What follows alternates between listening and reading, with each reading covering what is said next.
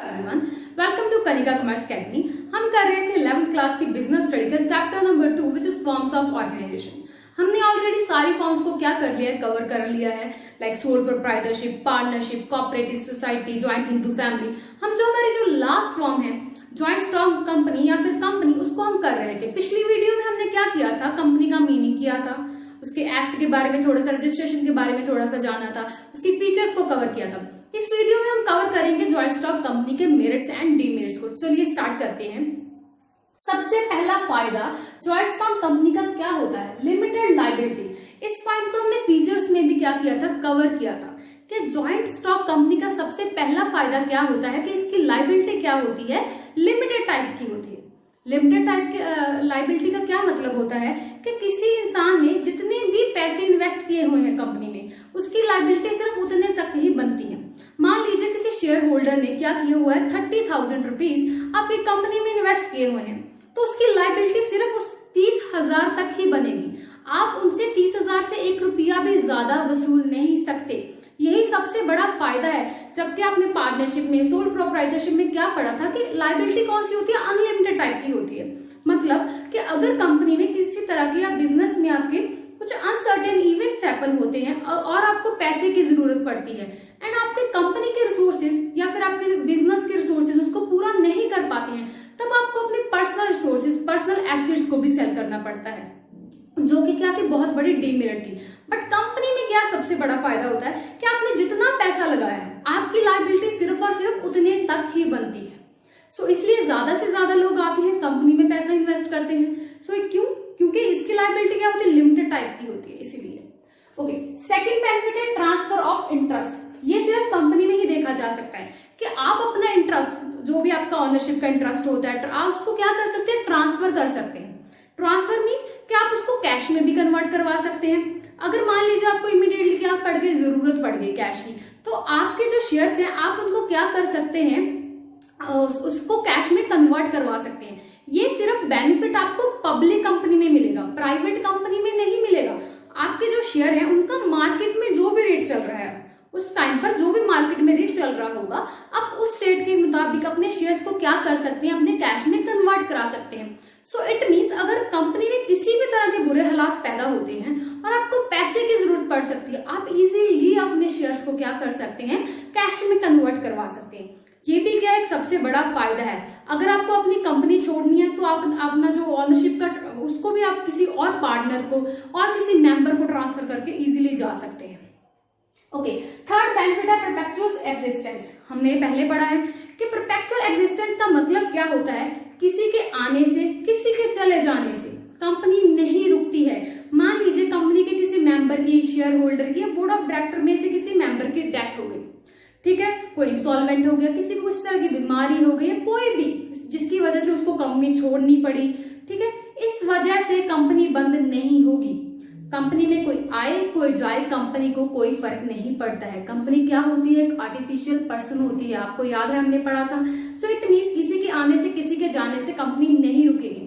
On the opposite side अगर हम थोड़ा सा पार्टनरशिप की तरफ जाएं, अगर कोई भी नया मेंबर आता था तो आपको सारे एग्रीमेंट, सारे डॉक्यूमेंट्स दोबारा से प्रिपेयर करने पड़ते थे। अगर कोई पार्टनर जाता भी था, सेम प्रोसीजर आपको देन फॉलो करना पड़ता था। मतलब आपको सब डॉक्यूमेंट, सब रूल्स रेगुलेशन दोबारा से सारे क्रिएट करने पड़ते थे। बट इन कंपनी में क्या हो रहा है, आपको इस चीज से कोई फर्क नहीं पड़ रहा। अगर कोई आए कोई जाए, इस चीज से आपको कोई फर्क नहीं, आपकी कंपनी चलती ही रहेगी। ओके, स्कोप फॉर एक्सपेंशन, ये सबसे बड़ा बेनिफिट है कि कंपनी को आप क्या कर सकते हैं, ज्यादा से ज्यादा एक्सपेंड कर सकते हैं। क्यों एक्सपेंड कर सकते हैं? क्योंकि आपके पास रिसोर्सेज बहुत ज्यादा होते हैं। किसके साथ कंपैरिजन में, सोल प्रोप्राइटर को देख लें, उनके पास सिर्फ इतने से रिसोर्सेज होते हैं, वो अपने बिजनेस को एक्सपेंड कर ही नहीं सकते क्योंकि एक अकेला पर्सन उसको मैनेज कर रहा होता है। पार्टनरशिप में भी बहुत कम रिसोर्सेज होते हैं, ज्वाइंट हिंदू फैमिली में भी, कोऑपरेटिव सोसाइटी में बहुत थोड़े थोड़े रिसोर्सेज होते हैं, इसलिए आप अपने बिजनेस को एक्सपेंड नहीं कर सकते। बट कंपनी में आपके पास अच्छे खासे रिसोर्सेज होते हैं। क्यों? कंपनी आपको क्या कर रही है, जो शेयर होल्डर पैसा लगा रहा है उसको इतने सारे बेनिफिट दे रही है, इसलिए हर इंसान क्या करना चाहेगा, आपकी कंपनी में इन्वेस्ट करना चाहेगा। ठीक है, आप जो अपने मेंबर्स हैं, शेयर होल्डर हैं, उनको क्या बेनिफिट दे रहे हो कि आपको यहाँ पर क्या मिलेगी, लिमिटेड लायबिलिटी मिलेगी। ठीक है, आप अपना जो इंटरेस्ट है कभी भी ट्रांसफर कर सकते हैं। अगर किसी पर्सन को इतने बेनिफिट्स कि अगर इन फ्यूचर उसको कंपनी छोड़नी पड़े तभी उसको कोई इतना सिरदर्द वाली बात नहीं होगी। सो इसलिए क्या करते हैं लोग, कंपनी में आना प्रेफर करते हैं, कंपनी में अपना पैसा लगाना प्रेफर करते हैं, क्योंकि कंपनी में पैसे लगाने पर उनको जो रिटर्न मिलती है वो अच्छी खासी मिलती है किसी और बिजनेस के मुकाबले। ओके, लास्ट हमारा मेरिट है इसका प्रोफेशनल मैनेजमेंट। ऑब्वियसली कंपनी इतने बड़े लेवल पर चला रहे हैं, इतने सारे शेयर होल्डर्स पैसे इन्वेस्ट कर रहे हैं, बोर्ड ऑफ डायरेक्टर्स हैं उसको हैंडल करने के लिए, आपके पास रिसोर्सेज बहुत ज्यादा है, तो आप क्या कर सकते हैं, प्रोफेशनल मैनेजमेंट मतलब आप प्रोफेशनल लोगों को हायर कर सकते हैं अपनी कंपनी को चलाने के लिए। आप अपने जो क्या कर सकते हैं, प्रोफेशनल लोगों को कर सकते हैं, हायर कर सकते हैं। अब कंपनी में क्या होगा, जैसे कि बहुत सारे अलग अलग डिपार्टमेंट्स बने होते हैं, purchasing department, selling department, financial department, हर चीज को एक अलग अलग डिपार्टमेंट बने होते हैं।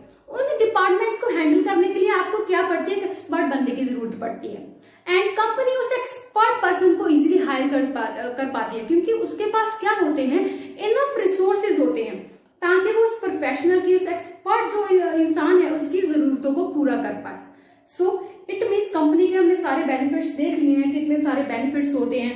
आप अपना इंटरेस्ट ट्रांसफर कर सकते हैं, आपको लिमिटेड लायबिलिटी मिलती है, परपेचुअल एग्जिस्टेंस की बात कर ले, आप इसको एक्सपेंड कर सकते हैं, प्रोफेशनल मैनेजमेंट होती है, मतलब आप ऐसे कुछ काम नहीं करते। जैसे कि आपने सोल प्रोप्राइटर में देखा था कि सोल प्रोप्राइटर में एक इंसान हर काम नहीं कर सकता कि वो बिजनेस भी चलाए, पैसा भी लगाए, बिजनेस को मैनेज भी करे।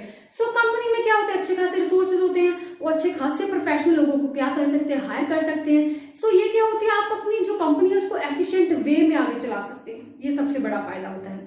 चलिए अब बात करते हैं डीमेरिट। सबसे पहले डीमेरिट क्या है, कॉम्प्लेक्सिटी इन फॉर्मेशन। जो कंपनी को फॉर्मेशन जब आप करने होते हैं वो उसका जो प्रोसीजर होता है बहुत ही कॉम्प्लेक्स होता है। कॉम्प्लेक्स क्यों होता है, आपको बहुत सारे डॉक्यूमेंट्स फिल करने पड़ते हैं, ठीक है, उनको पूरा करना, कंप्लीट करने पड़ते हैं, बहुत सारे फॉर्म्स फिल करने पड़ते हैं, उन फॉर्म्स की अलग अलग फीसिस होती है, मतलब थोड़ा एक्सपेंसिव भी पड़ जाता है आपको, ठीक है। आपको रजिस्ट्रेशन में जाकर ये सारे डॉक्यूमेंट्स, लीगल रिक्वायरमेंट जो भी जरूरत है उनको फिल करना पड़ता है। अगर फिर भी रजिस्ट्रार जो होता है जिसने रजिस्ट्रेशन करनी होती है, अगर वो आपके डॉक्यूमेंट से, आपके फॉर्म से, आपने जो भी आंसर्स दिए हुए क्वेश्चन से उनसे सेटिस्फाई नहीं होता, देन वो आपके फॉर्म्स को क्या कर देता है, रिजेक्ट कर देता है। मतलब इसका प्रोसीजर क्या थोड़ा सा कॉम्प्लेक्स है, टाइम कंज्यूमिंग है, एक्सपेंसिव होता है। सो ये इसकी सबसे बड़ी डिमेरिट बन जाती है।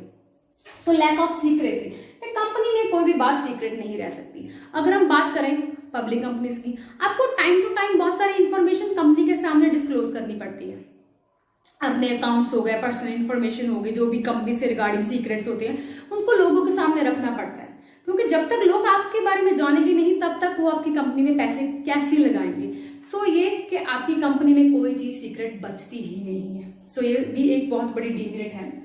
Next one is numerous regulations, कि आपको बहुत सारे रूल्स एंड रेगुलेशंस को फॉलो करना पड़ता है। जैसे हमने पहली डिमेरिट में देखा, कॉम्प्लेक्सिटी होती है थोड़ी सी फॉर्मेशन में, क्योंकि इसके rules regulation, code of conduct बहुत ज्यादा क्या होते हैं, मतलब कि स्ट्रिक्ट होते हैं, आपको उन्हें फॉलो करना ही पड़ता है।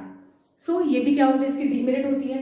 डिले इन डिसीजन मेकिंग, कि अगर कंपनी में आपको किसी भी डिसीजन पे आना है, उसको जो डिसीजन मेकिंग प्रोसेस होती है उसमें डिले हो जाती है। कैसे, अब ये तो हम पढ़ चुके हैं कि कंपनी के ओनर्स कौन होते हैं, शेयर होल्डर्स होते हैं। कंपनी को मैनेज कौन करता है, बोर्ड ऑफ डायरेक्टर्स करते हैं। अगर कोई इंसान मैनेज कर रहा है तो आपने ये भी पढ़ा होगा 3 लेवल्स होते हैं, top management, middle management, lower management, ठीक है। अगर लोअर मैनेजमेंट को मान लीजिए कोई प्रॉब्लम आ गई, वो सीधा टॉप मैनेजमेंट से कांटेक्ट नहीं कर सकते, वो अपने जो भी उसका हेड होगा लोअर लेवल का वो उसको बताएंगे। लोअर लेवल फिर क्या करेगा, मिडिल में जाकर बात करेगा, फिर मिडिल वाला टॉप में बात करेगा। मतलब ये थोड़ी टाइम कंज्यूमिंग प्रोसेस हो जाती है।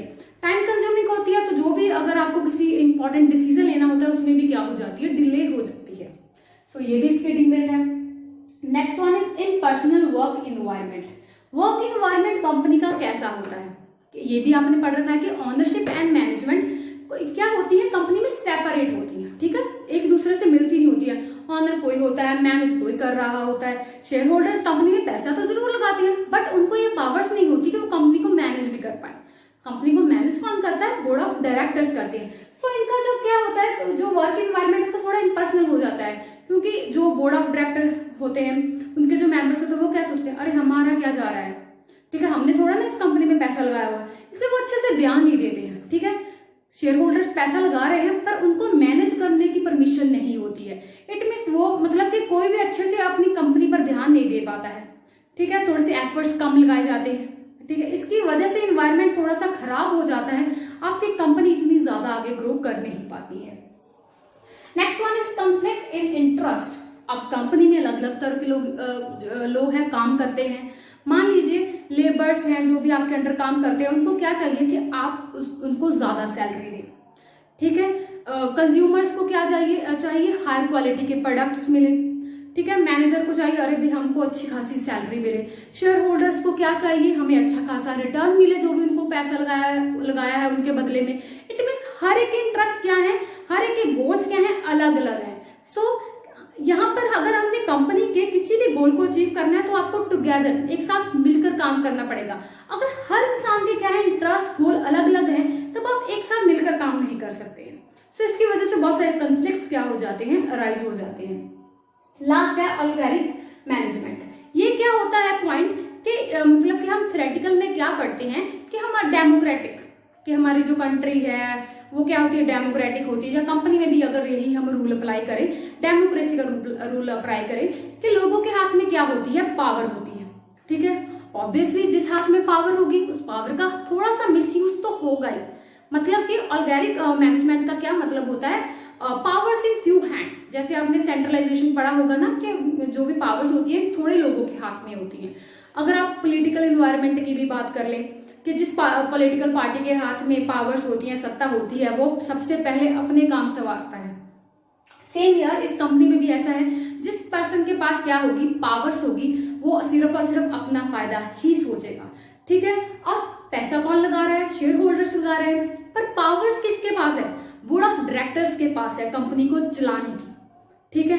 सो इसलिए पावर्स उनके हाथ है तो वो थोड़ा सा क्या करेंगे, उस कंपनी का जो पावर्स है उसको मिसयूज करेंगे। अगर वो पावर्स को अपनी मिसयूज कर रहे हैं, कुछ ऐसे काम कर रहे हैं, तो डेफिनेटली जो शेयर होल्डर हो रहे हैं वो भी सेटिस्फाई नहीं हो पा रहे हैं। अगर कोई शेयर होल्डर सेटिस्फाई नहीं हो पा रहा है तो वो क्या चला जाता है, कंपनी छोड़ के चला जाता है।